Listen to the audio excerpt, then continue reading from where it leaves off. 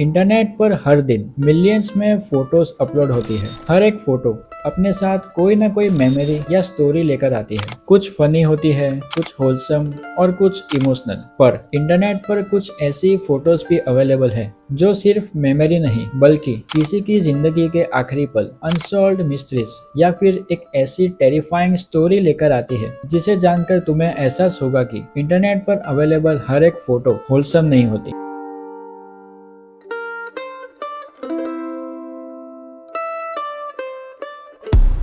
Video start करने से पहले एक छोटी सी वार्निंग। इस वीडियो में दिखाई गई हर एक फोटो किसी न किसी रियल इंसिडेंट पर बेस्ड है जो तुम्हें शायद अनकंफर्टेबल या डिस्टर्ब फील करवा सकती है। So watch it at your own risk.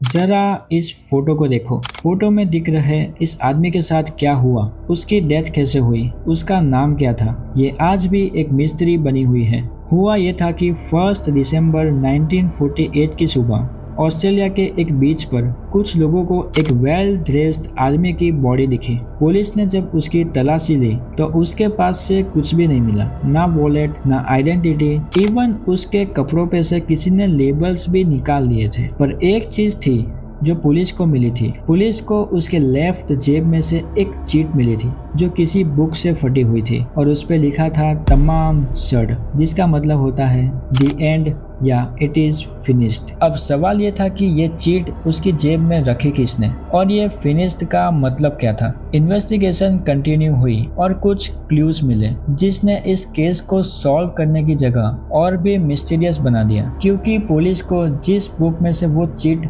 फाड़ी गई थी वो बुक मिली जो एक अबेंडेड कार में पड़ी हुई थी और बुक के लास्ट पेज पर किसी ने कुछ कोडेड मैसेजेस और अजीब नंबर्स लिखे थे जिसको आज तक कोई डिकोड नहीं कर पाया। सो उस आदमी के साथ क्या हुआ था वो राज भी उसके ही साथ चला गया।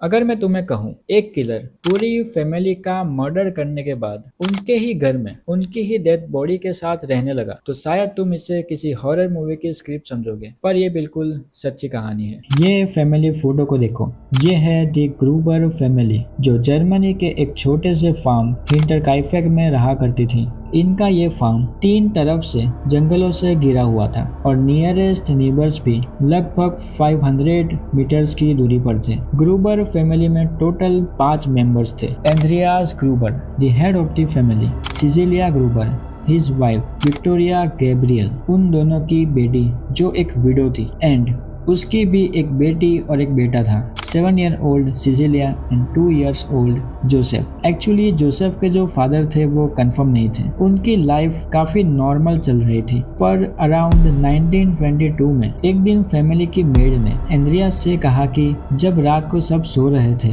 तब उसने एटिक में से किसी के चलने की आवाज सुनी। पहले तो एंड्रियास ने उसे इग्नोर किया, पर वो मेड हर दिन एंड्रियास से कंप्लेंट्स करने लगी, जिस वजह से फाइनली एंड्रियास ने पूरा फार्म चेक किया, पर उसे ऐसा कुछ भी नहीं मिला जिससे ये कंफर्म हो सके कि फार्म में उनके अलावा और कोई भी है। फिर तंगा कर उस मेड ने जॉब छोड़ दी, ये बोलकर कि हिंटरकाइफेक फार्म हॉन्टेड है। फिर कुछ दिन बीते और एंड्रियास और उसकी वाइफ को भी एटिक में से आवाज सुनाई दी। सबसे स्कैरी पार्ट तो ये था कि उनको उनके फार्म के बाहर किसी के अननोन फुटप्रिंट्स भी दिखे जो जंगल से उनके फार्म की तरफ आए थे, पर वो कभी वापस नहीं गए। एंड्रियास ने ये बात नेबर्स को भी बताई थी एंड नेबर्स ने उसको गन भी ऑफर करी थी, पर उसने साफ मना कर दिया। फिर कुछ दिन बीते। नेबर्स ने नोटिस किया कि ग्रूबर फैमिली का एक भी मेंबर बहुत दिनों से दिखा नहीं, और जब उन्होंने जाकर चेक किया तब उन्होंने देखा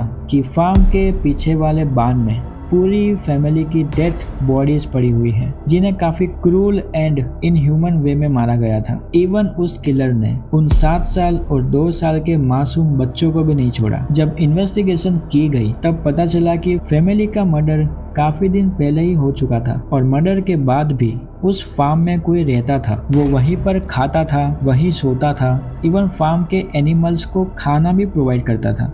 क्या मेंटालिटी होगी उस किलर की कि वो पूरी फैमिली की डेथ बॉडीज के साथ रह रहा था। और कमाल की बात तो ये थी कि वो पकड़ा भी नहीं गया। आज लगभग 100 साल बीत चुके हैं, पर वो किलर कौन था, उसका मकसद क्या था, किसी को नहीं पता।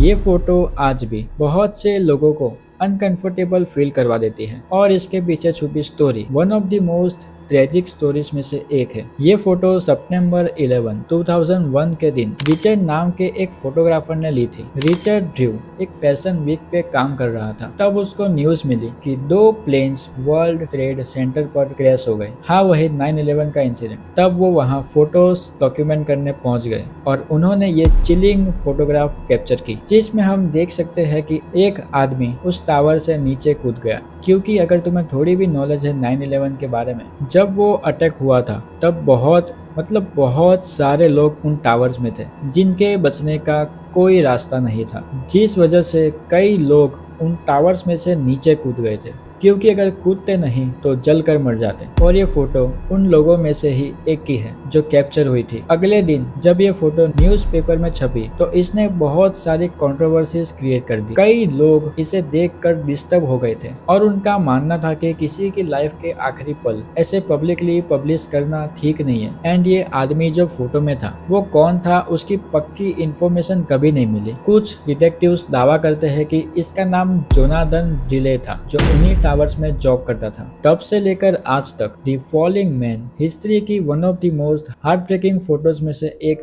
मानी जाती है।